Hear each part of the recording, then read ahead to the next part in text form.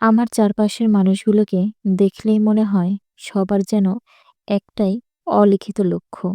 আমাকে কিভাবে একটু নিচে নামানো যায়, কিভাবে একটু বিপদে ফেলা যায়। খুব কাছের মানুষগুলো যখন সুযোগ বুঝে পিঠে ছুরি মারে, তখন নিজের অস্তিত্বগুলোকেই বড্ড অসহায় মনে হয়।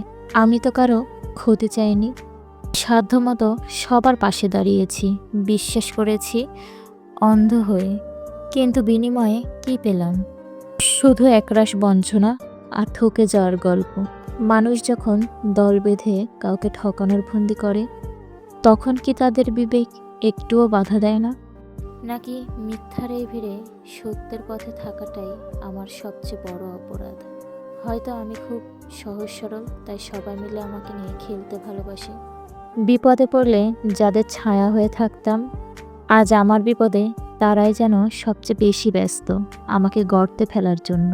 মুখচ্ছবিগুলো হাসছে ঠিকই, কিন্তু সে হাসির আড়ালে লুকানো বিষ আমি এখনই স্পষ্ট দেখতে পাই। তবে একটা কথা কি জানেন, বারবার ঠকে যাওয়া মানুষগুলো কিন্তু হেরে যায় না।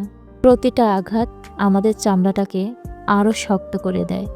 আপনারা আজ আমাকে বিপদে ফেলে আনন্দ পান, কিন্তু মনে রাখবেন সব দিন সমান যায় না। আজ যারা আমাকে ঠকাতে ব্যস্ত, কাল হয়তো জীবন তাদের এমনই এক বাঁকে দাঁড় করাবে যেখানে ফেরার কোনো রাস্তা থাকবে না।